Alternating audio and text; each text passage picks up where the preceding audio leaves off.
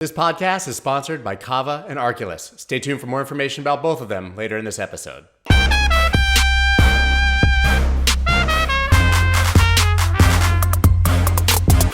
What's up, everybody? I'm Scott Melker, and this is the Wolf of All Streets podcast, where twice a week we talk to your favorite personalities from the worlds of Bitcoin, finance, trading, art, music, sports, politics, basically anyone with a good story to tell. Now, anyone who attempts to keep the pulse of the crypto space knows that it's nearly impossible for any human being to track this market 24/7. So luckily, we have incredible researchers like David Grider, who is the head of research at Grayscale, to provide us all of the information that we need. So today I'm looking forward to hearing how they manage to keep on top of this market all the time and what they're looking at in the future and what they're expecting from this market. David Grider, thank you so much for joining. It's a pleasure to have you. Hey, Scott, it's great to be here. Thanks a lot for having me. So listen, I'm a fan of your work. I always read Grayscale's research reports. At the very basic level, what are you guys focused on a day-to-day basis? So, maybe I could start with kind of a little bit of an overview of who Grayscale is, and that would give a little context for viewers who maybe don't know. So Grayscale is the world's largest digital currency asset manager. I think we manage somewhere between, 30 to 35 to 50 billion, depending on kind of market fluctuations of crypto in assets. And that's across a number of products, which, range from both diversified products that give investors and clients exposure to, baskets of the crypto market, or, single asset products that give folks exposure to kind of individual crypto assets themselves. And GBTC, which most folks, probably know Grayscale for, is probably the most, the most recognized one, because it's one of the first ways to kind of buy Bitcoin in your IRA is kind of one of the single assets. We have other, DeFi and large cap kind of crypto asset products. So with that kind of lens in mind, we're really focused on educating the market, helping folks understand, the investment thesis for crypto, understand what's going on in the markets broadly, and looking for new opportunities that are attractive for clients. So you mentioned obviously GBTC. I think that's sort of the flagship product, of course, and has been really one of the only ways to have exposure to Bitcoin in your IRA, certainly for American investors who want to take advantage of that. The other ways have been, sort of ancillary products like buy MicroStrategy or buy Coinbase and get it, or buy a Bitcoin miner and get exposure that way. Well, as we're recording this today, actually, within hours of the first Bitcoin futures ETF launch. So what are the implications of that for you guys now that people really do have another option? What does that mean for GBTC? Yeah, I think if I just think about GBTC, honestly, its impact on crypto market has actually been monumental right from the very start. It was the way that, I first got exposure to crypto back in late 2015. And I think that's the case for a lot of people. And, obviously the market has matured and evolved. That has been such a huge value add for investors over the years, just getting easy access in a brokerage account to take that first step. And obviously, there's been a lot more access that's kind of come from that as the market's matured, right? From, these regulated on-ramps like Coinbase making it easier and people getting on there and the PayPals of the world. And the market's obviously evolving to a point where now you're seeing, kind of different products make their way into, the brokerage account accessible universe for kind of the RIA and financial planner type of investors that are now coming to this. And I think that it's all good, because it really just shows that the market's maturing, and the approval of, any types of these ETF products is, very important for, helping the space mature, gain access to a wider base of capital, and giving, investors the opportunity to just access this asset class that has just done so well for so many, that many have just been trapped and left out of. So I'm very excited about, what's happening, with the ETF. And, there's obviously, pros and cons to kind of how it all works, but, we're very optimistic about what it means for crypto overall. You guys definitely set the stage, no question about that. And like you, I was a very early investor in GBTC, and I still hold it in my IRA. And I think that that's probably the case, even for a lot of people like me who, not your keys, not your coins, and are holding our actual Bitcoins offline and in multi-sig. I think we generally have exposure to those products. But obviously, GBTC isn't the perfect product, right? It doesn't track Bitcoin exactly, and a Bitcoin futures ETF also won't, right? So I think for a lot of people, and I understand for Grayscale as well, you're looking to eventually move from GBTC into a physical ETF. Yeah, that's right. Actually, that's some news of the day. We actually, just recently announced that we had done the filing for that. So it's actually, been something that Grayscale has, been talking about doing for some time, that we had been 100% committed to converting GBTC to an ETF, when the time is right, when regulators do approve that. So our expectation and hope is that, if regulators are comfortable with a futures-based ETF, given that the futures are based on the underlying spot market, that they would be comfortable with a spot-based one as well. So we're very optimistic and excited to see how things evolve. Yeah, the entire song and dance feels like semantics to me, right? Like, well, you're gonna approve a futures ETF because it's filed through mutual fund rules, basically, but a physical ETF doesn't really get there. But yeah, I think everyone's looking forward to eventually having a really perfect product that they can invest in Bitcoin in their IRA. And I think that you guys will likely be the ones to provide that if history is any guide. And so what are you looking at on a day-to-day basis when you're trying to track this entire market? Is it extremely Bitcoin based for you guys? Are you on top of everything that's happening in DeFi, NFTs? How far down the rabbit hole do you really go as to what you believe is relevant to present in your research? Honestly, I track everything. I've been doing this a while. So I'm pretty much on top of everything, the best I can. And the way I look at the market, from kind of a markets perspective, is kind of top down, what's happening in the macro, because that obviously influences, crypto prices, and then down to kind of what's happening within Bitcoin, Ethereum, larger assets, and then down to different segments and groups and individual assets. And personally, I'm looking at, just keeping an eye on all of the things that are emerging as well, because we also have, like I mentioned, some of our single asset products. We have a number of kind of emerging crypto assets as well that we think have a lot of potential for investors as well. So I think that that's another thing that we obviously want to keep an eye on. But so I think that's from kind of like the market's perspective.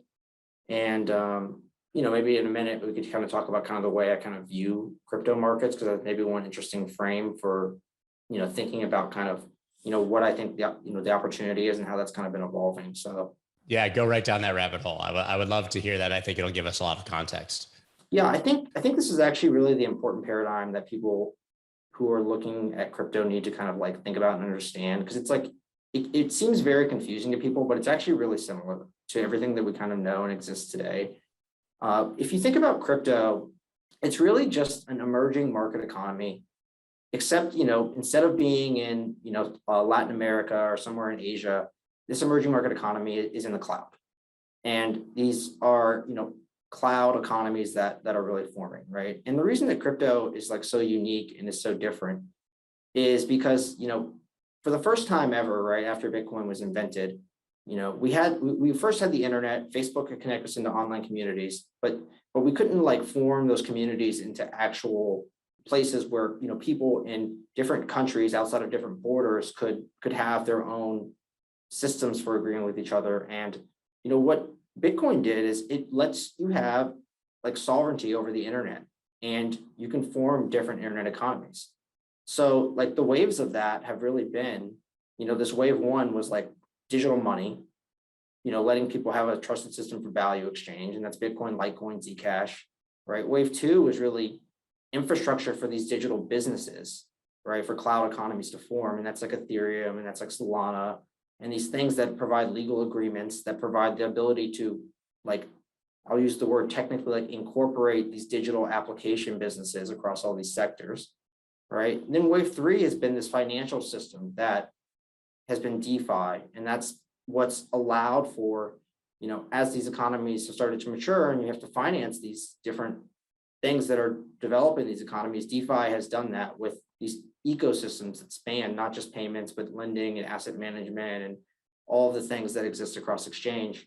And then the next waves that we're seeing, things that are kind of playing out that are really interesting is, now we're getting into the social and consumer aspect of these internet economies having really maturing to a point that, you have, NFTs is like the first signs of what is a consumer sector in the crypto economy.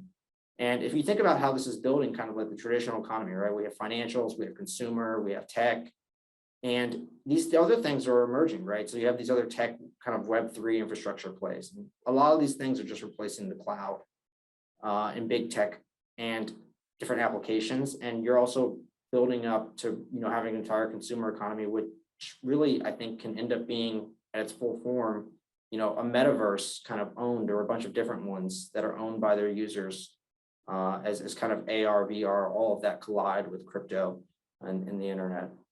I agree 100% with that. The way you laid that out, it's brilliant. The phases and what's likely coming. So from an institutional perspective, a company like Grayscale, how can you, I don't want to say capitalize, but still, how can you offer products to your customers that take advantage of metaverse play to earn gaming and NFTs and all of these things? Is it a picks and shovels approach where you find the companies that are doing that and you create a basket? Or I really don't know. What is the other way you would do that? Yeah, absolutely. I mean, there's obviously a lot of ways to invest in, any industry or economy. As you mentioned, picks and shovels is one, right? People have gone that route of investing in businesses and private venture. But what we focus on here at Grayscale really thus far, right, is, our products have been the crypto assets themselves, the public liquid ones. And I think that Grayscale has done a really good job of kind of giving investors, options for kind of the largest kind of mass segment of each of those. We've kind of had that evolution. So, GBTC, in Bitcoin, and with the Litecoin Trust and the Bitcoin Cash and Zcash, which recently got listed, right? That kind of fits that first bucket, which I talked about in the digital money and that evolution that have been out there. And, we have our large cap trust, which, has captured today a number of these, cloud platforms as kind of that next wave that I talked about as well. So, you have the Ethereums and you have the Solanas and those. And for some folks, Cardano, right, is exciting. But now we have our DeFi trust as well, which is another one that, obviously captures that other wave that I talked about, which is the financial system. And then Mana, which is Decentraland, right? That's starting to get into that metaverse era. And we're excited about, other potential things that could be on the horizon. So I think that that's kind of the way that, we've really allowed folks to, get access to kind of the cutting edge of what this innovation brings. You talked about the emergence of layer ones, Ethereum, Cardano, Solana, of course. We always hear this narrative of an Ethereum killer, where that sort of one of these chains will rule. I've always been sort of the opinion that they'll each find their niche and be interoperable, and, and they'll all sort of move on and have value. What's your take on the emergence of all of these layer ones at once? Because in the last few months, those have been the coins that have gone absolutely nuts, right? The Solanas and Cardanos, Avalanche, Elrond, across the board. So do you think that they will all find a place, or do you think that investors should still be trying to find the winner? Well, I mean, I think there's, obviously distributions of value that will shake out in the end, but I don't think that there's any, chance in my mind that there's only one winner across, a number of these segments. And I think the reason for that is, like, if you just look at, why different ones exist, right? Like, there's different trade-offs that exist. Like, sometimes it's technically, but a lot of times it's actually like social political trade-offs, right? Like, just like we have different countries that exist across the globe, right? It's not just the US or Russia or China that rules, right? Like, there's all these different places where, people have come together and they said, we want to form, a collective governance system, right? And that's what crypto is at its root core. Is it's an internet native, way to form a collective governance system across the globe, right? That's borderless. And, just like, these crypto cloud economies will have, people come to different ones, and there'll be different utility, and some will have different tech features. Like, I think that's what you see forming today, right? And that's why, like something like Cardano, like, some people like just don't like it, and then some people just love it, right? And like the people just don't get each other, but like that's okay, because it's like, just like it's like nationalism in like a traditional economy sense. And like that's what unfolds and exists, from the sense of what happened with Bitcoin to Ethereum, from Ethereum to Solana. And I think that it's okay, right? Just like you have cloud platforms, like many of them, AWS, Microsoft, Azure, they have theirs. You have, Tencent, Alibaba Cloud. Like, I think there'll be a distribution of market share for these things. And I think that there's just opportunity, across the board to really disrupt the legacy big tech system and the way things are done already. And that's really the opportunity I think folks should focus on. It's my feeling that tribalism that you described, I talk about it all the time. I just wish that everybody could come together for the greater good, which I think we saw happen with the infrastructure bill to some degree. Actually, it was the first time that we saw the crypto community galvanize against a common enemy. But that sort of just petty nonsense between the communities of each of these, when we're still such a small industry, it's only $2.5 trillion market cap for the entire industry. If everybody would just work together to sort of further the cause, I think that we could get much further. I just think that tribalism you described is one of the things that really holds us back as a community and for adoption. Yeah, totally. And I think it's better when it's like constructive and people really focus on like different tech, features and improvements and stuff. But I think when, folks are close-minded to one or the other, I don't think that's best for the whole, but, I understand it at that root level too. Right. So sure. It's, it's just how the world works sometimes. We've seen sort of a consistent bullish Q4s for crypto, and now we're seeing obviously the ETF launch. We've seen what's happened in October after having sort of a sluggish summer. Do you think that that's something that is predictable, coincidental? Do you personally have higher targets for Q4? What do you think is coming in the next few months? Yeah, I mean, I'm not going to give a target or anything to that. Don't nature. Need to. But I think there is seasonality in all markets, and I think historically Q4 and these last few months have been stronger quarters for crypto most years in existence. So I think there's a few reasons maybe for that. Part of it is I think managers right now are actually kind of allocating into crypto and trying to maybe catch up on the year for performance and for other areas relative to the market. So if you're a manager and your competing managers have kind of gotten into crypto earlier in the year, maybe you need to catch up. You need to catch up trade.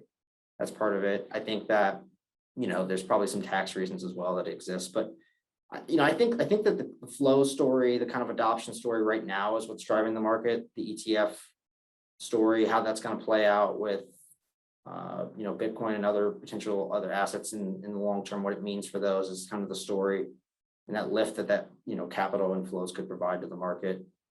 Plus, you're seeing a lot of larger banks, now that more products are getting out there and they're offering different ways to access crypto from even the bulge brackets. I think that those folks are pushing these assets to their client base, and I think that that's probably one of the drivers right now that we're seeing as well. But on the macro side, that's the thing too, that's still a little uncertain, right? Like how will this kind of inflation picture that exists and what's happening with some of the stuff around the Fed and the taper and what's going to happen with that? So, is there going to be volatility around that, and how that kind of net balances kind of some of these individual crypto specific tailwinds that we have, against the macro, or those could be tailwinds as well, right? Depending on how the Fed adjusts, but it's to be seen. Do you have specific thoughts on the macro environment now? Do you think that that's actually what's driving crypto price to any great degree? I mean, do you think your average person is really waking up and saying, inflation's bad, I need to buy Bitcoin? I think a few people, right? But I still don't think there's this general mass awareness that you need a hedge if you're an average person. But do you think that that's why people are buying Bitcoin, or do you think it's still sort of a speculative number go up trade?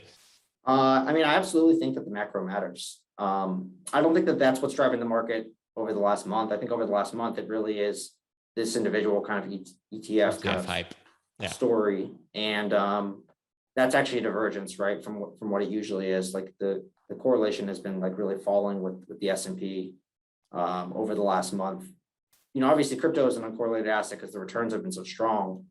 But I honestly think like the macro matters a lot because, over the long term, like if you think about this, right, like these are, again, emerging market economies, right? And just like, what happens with the US economy matters for what happens with, India or Brazil or something like that. It's, there's a flow story that can't be stopped, right? Because crypto is like out on the risk curve of like your capital allocation, like investment options list, right? Like, for people, there's like, there's like treasure, there's like cash and there's like treasuries, and then there's like, corporate bonds, and then there's like, equity or in high yield debt or something like that, high yield debt and then equity. And then there's like venture, and then there's crypto.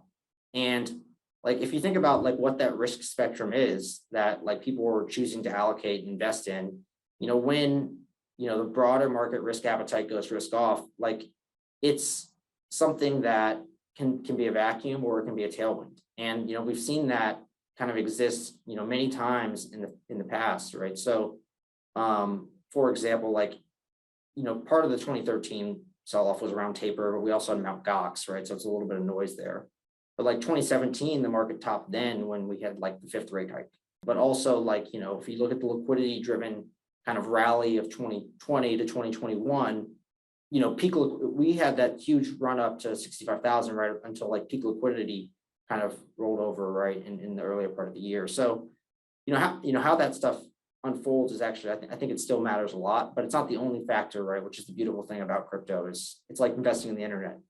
These tech stocks can grow through, just like internet stocks grew through 2008, better than other assets. That's the beauty of crypto.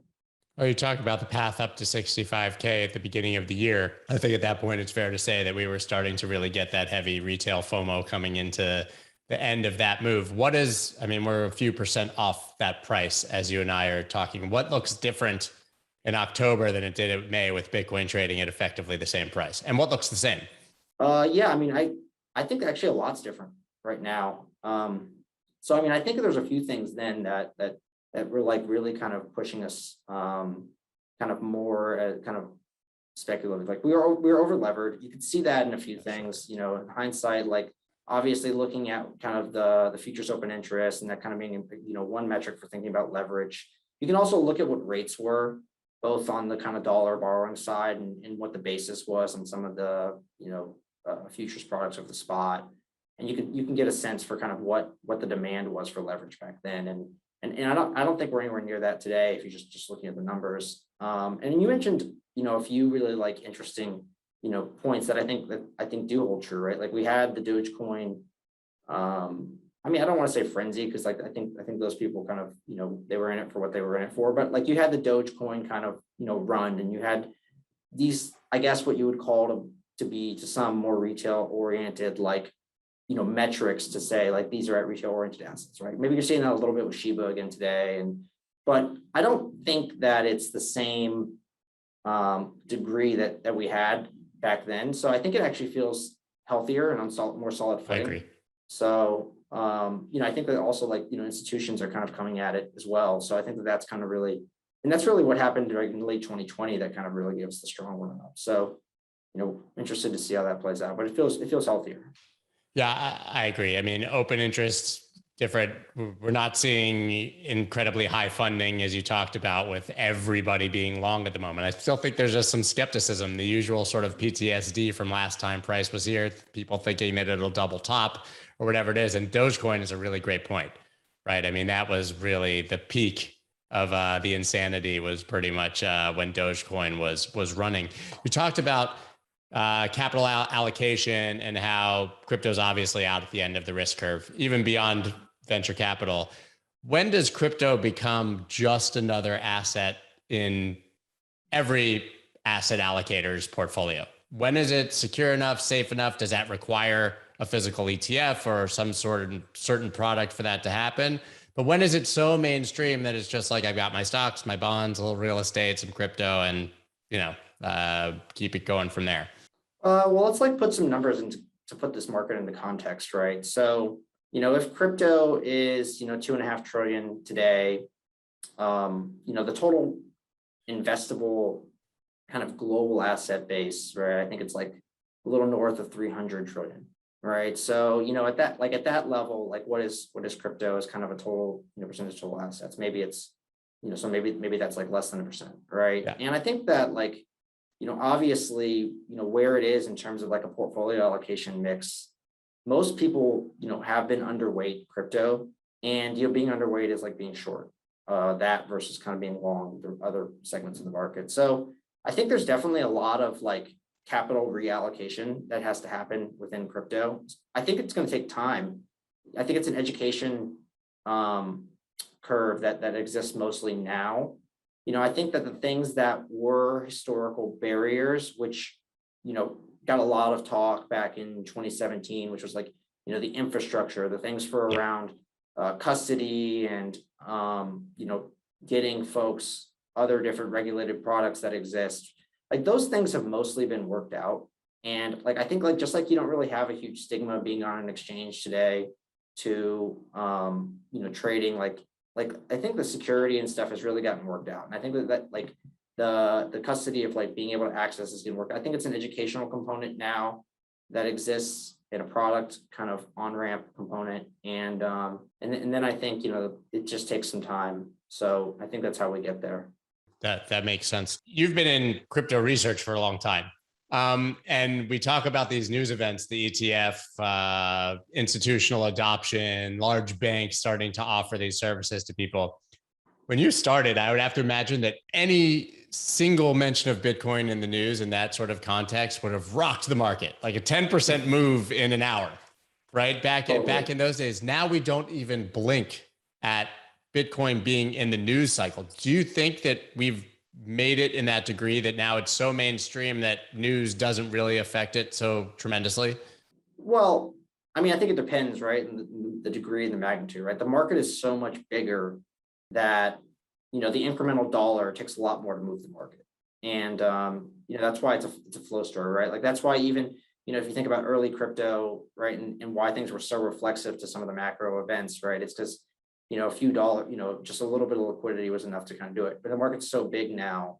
And I think that that's part of the maturity and like the repricing of the risk that exists inherent with like investing in crypto. Like when I got in crypto, it was like such an unthinkable thing to like leave like traditional finance and like come to, do this like thing like this like that no one got. And it was like, for bad people, but that's obviously come to like not be the prevailing view anymore, and it's not true for the most part. And like now it's like I think it's the other way, right? Like everyone kind of really wants to take that move to the out of kind of traditional finance to the next thing.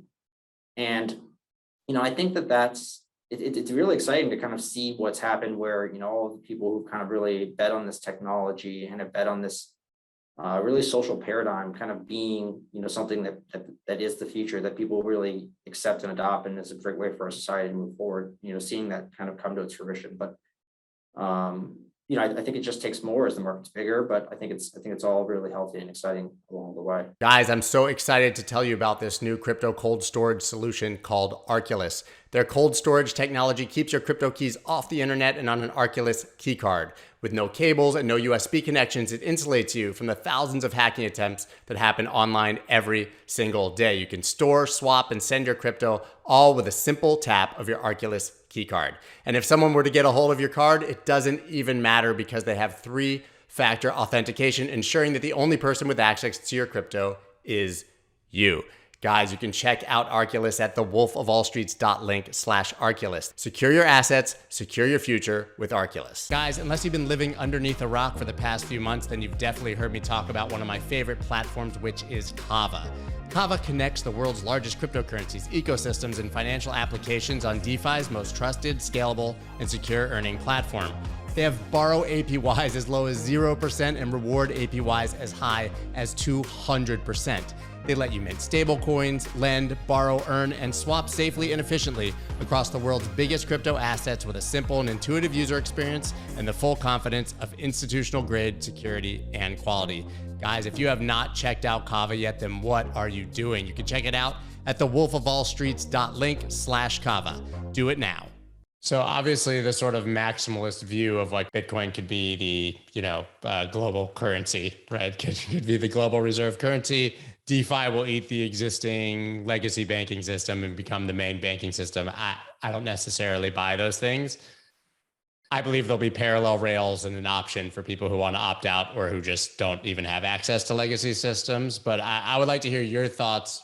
You're looking at DeFi, you're looking at these as the use case moving forward for your average person. How do you think they interact with this? And do you think that that's a replacement for what they're already doing, or it's something that's sort of ancillary or just makes their experience better? Yeah, I think that like the internet and what it did to a lot of industries is maybe like the first paradigm to kind of think about like giving a tangible example of how like these things could change, right? So like if you look at the disruption that kind of happened with like, let's just pick like media, for example. And you think about how you had like a few kind of large kind of incumbent places to gain like, whether it's broadcast, TV or newspaper and information access, right? And then, the internet like disrupted that entire model. It let people kind of go straight to, consumers. The access got expanded like immensely, right? Like people could now, both, access a bunch of different types and views and fragmented information, which is better because people just like, people who don't have bank accounts today can access, these crypto, financial systems, or they want just a different view, right? Just like, so people can, have like, it's not just like your few main banks or your few main media networks that exist. And, like when Facebook came around, it redistributed the model, how people could kind of go peer-to-peer and produce content and come back and, comment back on it, right? Which is things you couldn't do with the legacy traditional system. And that exists today now with DeFi and finance, where these financial economy interactions are peer-to-peer and people can kind of really participate in different ways. So I think that same type of disruption is actually happening. I'm not saying that I think like it has to eat everything, right? Like at some point, these things kind of converge, right? But it's still this, like I said, back to this thing, it's its own internet native economy. It's like a different economy and a different financial system to transact in, right? It still has to connect with the traditional financial system, right? There's still, rules of the road that exist internationally, no matter where you are, whether you're digital crypto or you're in, Europe or you're in the US, right? Where these things converge, but ultimately I think the tech and the institutions, they plug into the tech eventually. But it could be new institutions, just like you had new media companies sprout up, and maybe it's disruptive, crypto startups today that are much bigger and become kind of the future wave of that kind of fintech disruption or whatever you may call it. But ultimately, I think all this stuff is here to stay and it's for the better. You mentioned Facebook, obviously, and just today the news came out that they're going to be running their pilot test on the Novi wallet, and their I believe it's USDP. The coin, which I think was Libra and became DM, and now USDP, running a test between Guatemala and the United States, allowing people to use it. Do you think that we're going to see private company currencies become real contenders on a global stage? Well, I think it's, anything's possible. I think that, we'll see how, obviously the regulators kind of deal with that and whether they can address like their concerns. I think that to the degree that like Facebook can solve, really important problems that people face around money and, privacy and transactions, I think that they could have market share and that they could also kind of, gain the political will to do that. So, I mean, I'm totally not ruling it out, right? Like, I think there's a world where a bunch of these things exist, right? Like you have today, like, there's really no way of getting around it. You have a collection of like all of these different payment systems, right? In the US and across the globe, right? From cards to cash to the way that all these different systems like kind of point of sale connect or they don't connect, or, you have Visa network versus MasterCard network and people are on one, they're not on the other, but like it all kind of, finds its way together.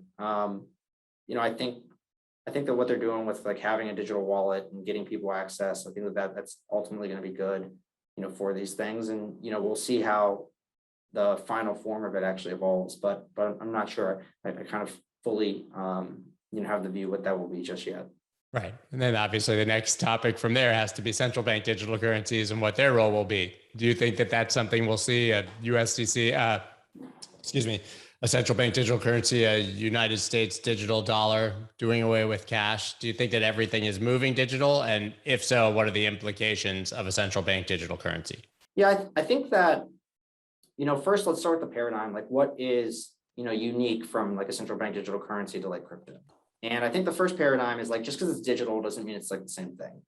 Right. So, like I said before, right, like, the thing about crypto that makes it unique is, it's internet native, it's globally borderless, and you can form kind of a new crypto native, internet native cloud economy, right? And that's like your governance system, and that's like your laws and like the people who decide monetary policy ultimately for these things.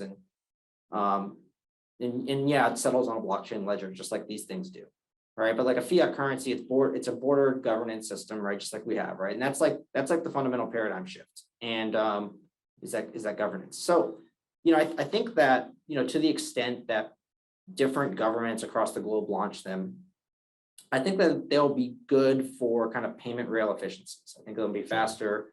I think they could be cheaper. I think, the US will be slower to do it. Obviously, they've stated this because, that's just how the US works. Like we let things happen in the private sector first. And like you see that with USDC and kind of what's happening there, and the stable coins with allowing banks to use, stable coins for some of their stuff.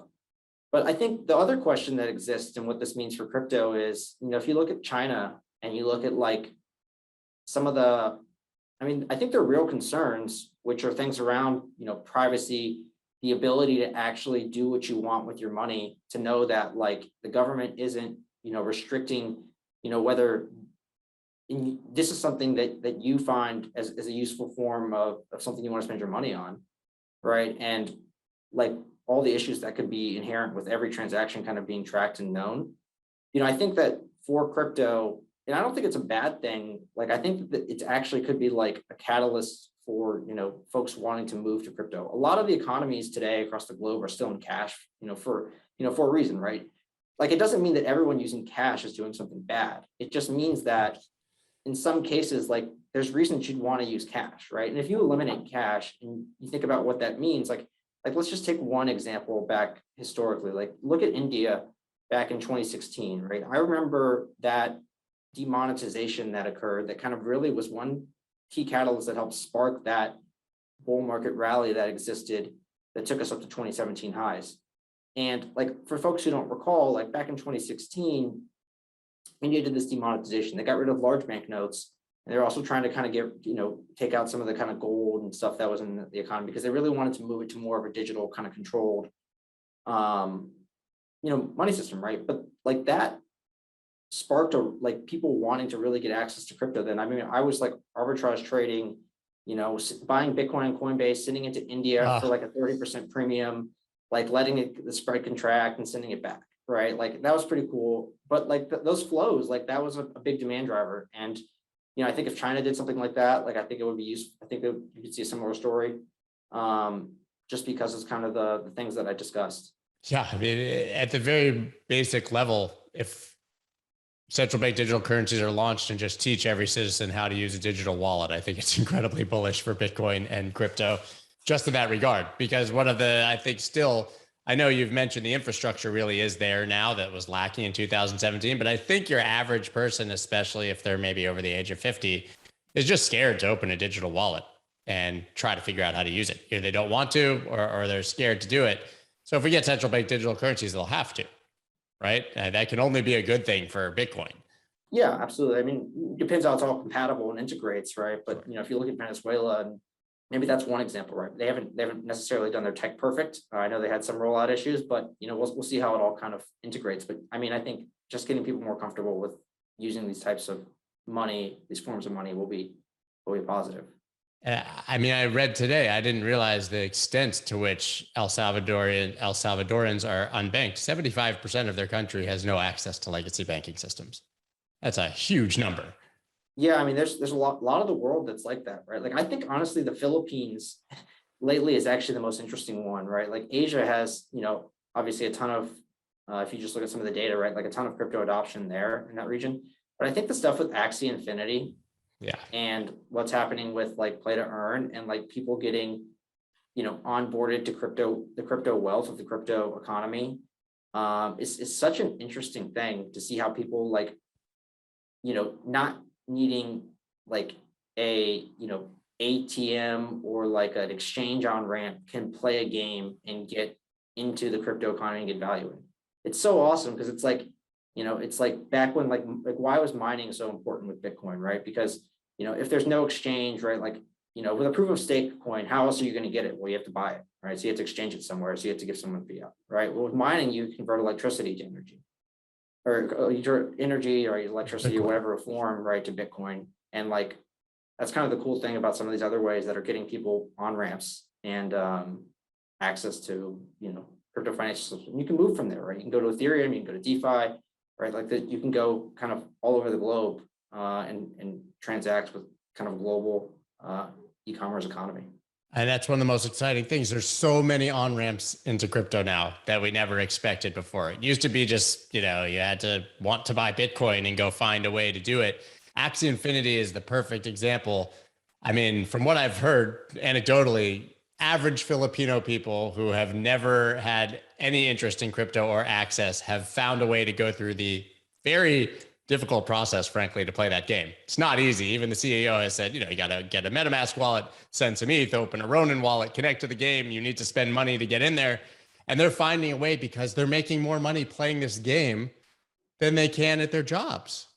So does that mean that we're going to see a future where people make entire livings in the metaverse, put on their VR goggles in the morning, go hang out in the metaverse, make money, and never get a real job again? Is that the level of shift that we're potentially seeing here?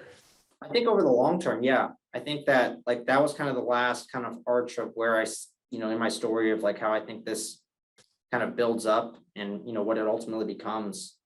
I mean, obviously people are spending more and more of their time, online every day, connected to screens. And I think that, as more of our human experience, right, both individual and collective as a society moves into these digital worlds, I think that, providing goods and services to people, in and even creative things, right, like digital art, or to people in these digital worlds is a value add, right? And just any economy can export, you can export clothes, or you could export, raw goods to the other parts of the world, and you can have flows and you can make money from that. These digital economies can do the same thing, where people come in, they can buy from them, and I don't even consider not having a job. It's a real thing, what these people are doing.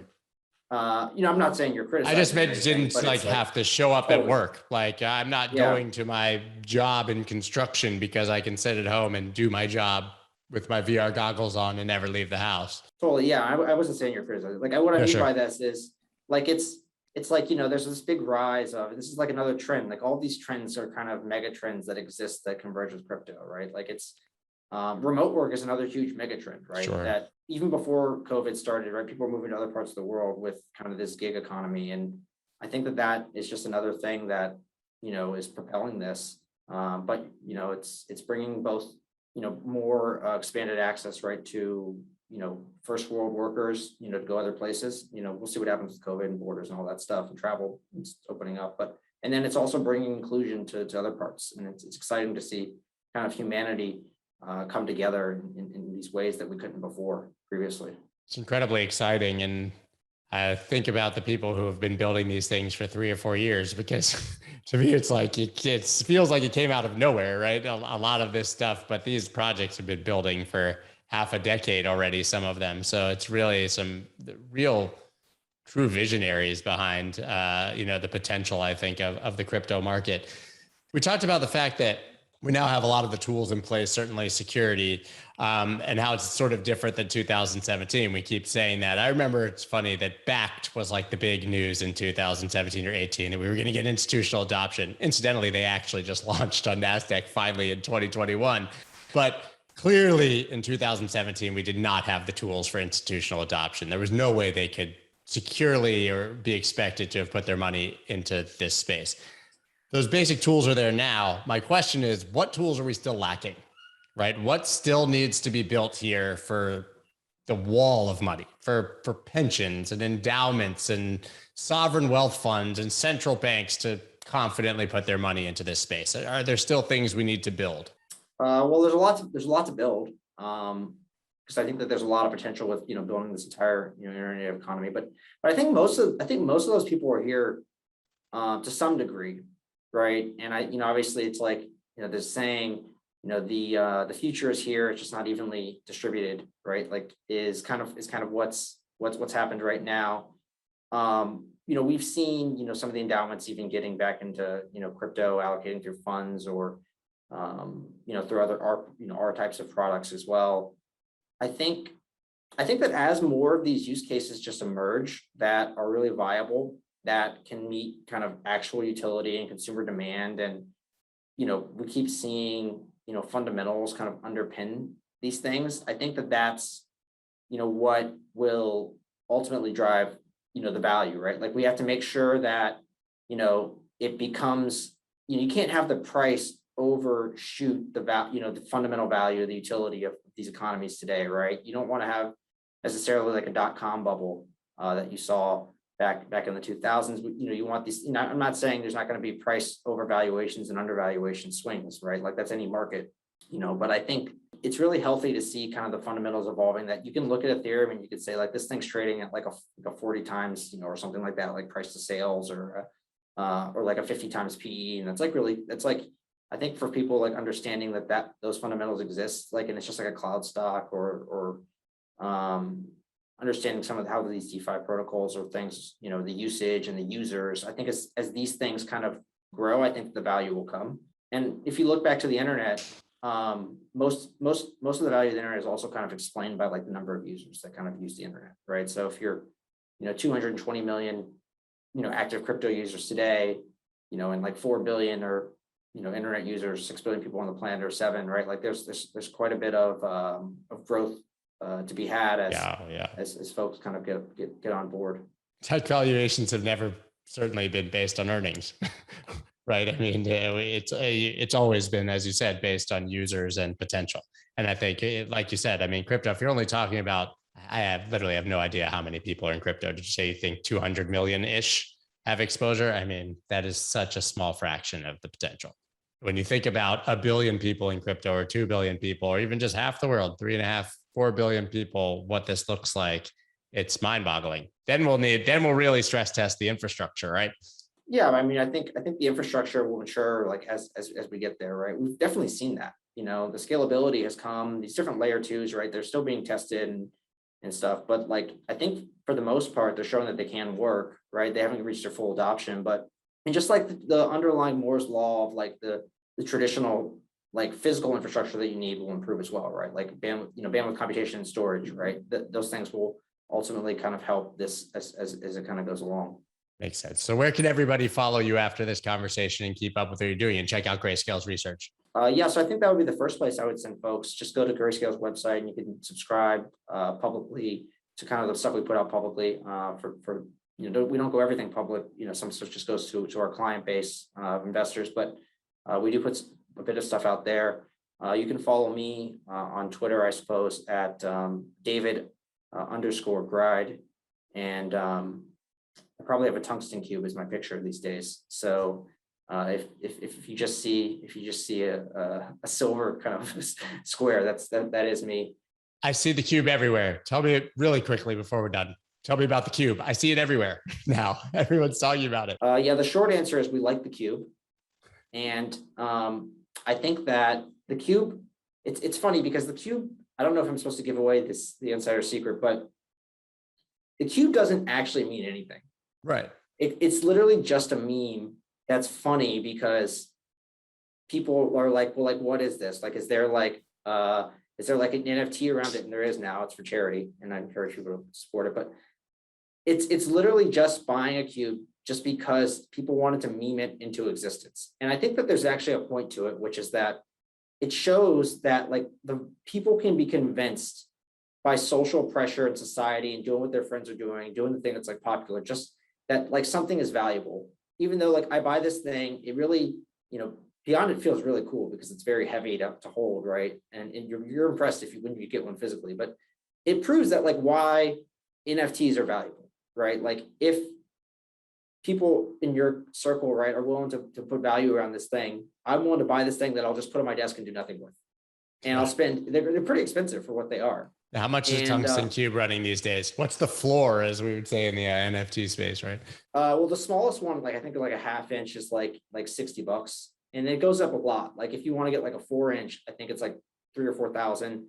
2-inch is like like 400, and they're getting bigger. But the ultimate thing that could happen, this would be the crazy part, would be, obviously gold is just not much different than tungsten in some ways, except it has this perceived scarcity, this memed value into it. So like if tungsten one day, enough people of a new generation of a new, the globe say, is tungsten our hard money? It's our new gold. right? And that could be the real flipping. Who knows? Money is just a shared myth, right? I mean, and so anything is. So why not, right? And it has a fundamental value, as you said, not far different from gold. Well, thank you for breaking down the cube, because I have had a million people ask me about it, and I'm like, guys, I don't really know. I think it's just a piece of metal that's a meme, and so I love it. Perfect for 2021. It's the most 2021 investment you could probably possibly make. Well, thank you for taking the time to do this. I really do appreciate it. A lot of great insight there. Look forward to getting you back on about 6 months or a year down the road to update us on where we're at. Absolutely. Happy to come back anytime. Thanks a lot for having me. Thank you so much.